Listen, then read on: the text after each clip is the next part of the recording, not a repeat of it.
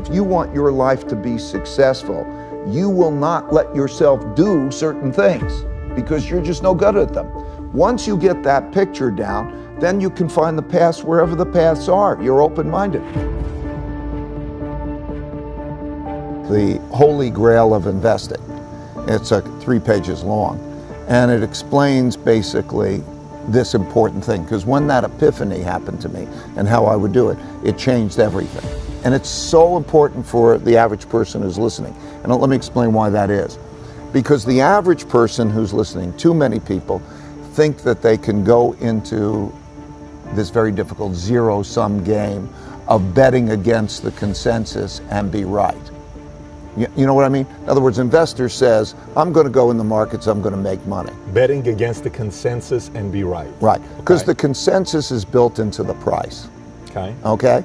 That's what's the, so it's, think of it as like going to a horse race, and there's handicaps. Okay?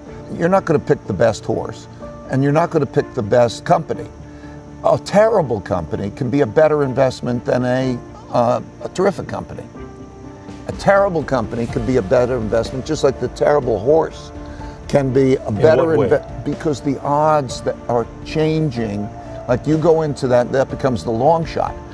But because the long shot is going to pay off 25 to 1, right? If he comes in, you could just as likely bet on the long shot as the leader, and it's going to be equally likely that you're going to make money, right? Otherwise the market would be doing the opposite. Well, the market is like that, right? In other words, if everybody believes that something's going to be terrific, okay, then everybody's betting on it, and its price is high. So it's not what's best necessarily. It's what's best relative to what's in the price, what's discounted. You know, everybody crashes, and then you're faced with that crash. And you either have an epiphany or you don't. You either walk off the field and say, hey, I don't want to do this anymore, and you give up on that, going after your audacious goals, or you gain really humility. You know, how do you feel that you're going to be wrong? And so I think then that whole notion is, you know, to come back with the finding the smartest people I could find who disagree with me. Also, I'm in the investment management business that you have to bet against the consensus. Otherwise you can't make money because it's in the price. And you have to bet against the consensus and be right. Or as an entrepreneur, I'm an entrepreneur, I had to bet against the consensus and be right. And so to gain that humility was the thing. So you either get off the field or you learn, right? The greatest tragedy of mankind, or the greatest tragedy of individuals who together make up mankind in their dealing with each other, is they have bottled up in their heads wrong opinions that they don't know how to stress test, because they think if it's in their heads, it's right, if they have an opinion. And it's so easy to get around that if you can think about, how do I go beyond that? So the reason I'm saying that is I love partnerships in which there's a back and forth and you knock things around and you get to the right answer, where there's open-mindedness and learning at the same time as there's the assertiveness as you're trying to figure things out together. In all relationships, in one way or another, you have to find out how you're going to make decisions. There are going to be agreements and disagreements, and you have to have the art of thoughtful disagreement. Now, people find their domains differently. Maybe somebody says, oh, okay, I'll take care of these things and you take care of that. I don't know. Some people, you know, the traditional household might say, okay, I'll take care of making the money out, and the man goes out and he makes money in the world. And then one woman says, I'll take care of the kids. We're not there anymore. But each role, I'm trying to say, in some way, you have to find out how to do the art of thoughtful disagreement. And it makes sense. And then also knowing what's good, what you're good at, and what you're not good at. It's a good thing to know what you're good at and what you're not good at. Meditation is the biggest gift that I can give anyone. And I would say more than anything, it is whatever reason for success I've had. Because it allows one back to the two U's, I'll clarify. What I mean is that in your mind, we think, what do you want?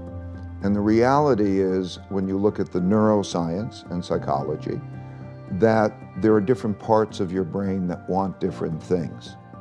And so in the simplest sense, there is the logical part of your brain that you're conscious of, it's called the conscious, and you think you're being logical and you want to make those decisions. And then there's the subliminal, below the limbic system, part of the brain, which is the emotional, and it's not as conscious to you, but it has more of an influence on you than really the logical one. And so they're not aligned. And so when you're experiencing that pain, or let's say the ego, right, there were two main things. You got an ego barrier and a blind spot barrier. If you can get past your ego barrier and you get past your blind spot barrier, you can accomplish anything, because you'll also know that you don't have to do everything, you don't have to figure it out yourself. You can take in from other people the different ways to approach things in the best possible way. And so the realization that we all are really struggling with ourselves, and to think which is in control.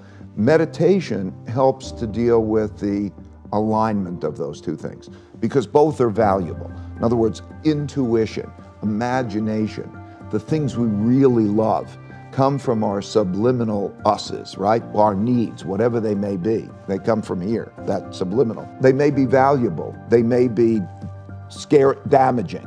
You don't know the difference. And so when they come up and you're looking at those with your logical mind and you can align those things, you're probably in good shape. If you can do that alignment between the subliminal and the logical, and you can do that with other people, so that you can triangulate with other people and say, does that make sense? And get alignment. That alignment is the path to the future, because you only have to know what the best things to do are. You don't have to have them all come up from your head. And for God's sakes, don't be overly opinionated, because just because you have that opinion, it doesn't mean it's true. So that's where the two U's and the alignment really is so important. Give me a couple things that I can do to get more out of a minute. First of all, if you do make your passion and your work the same thing, then it's great, right?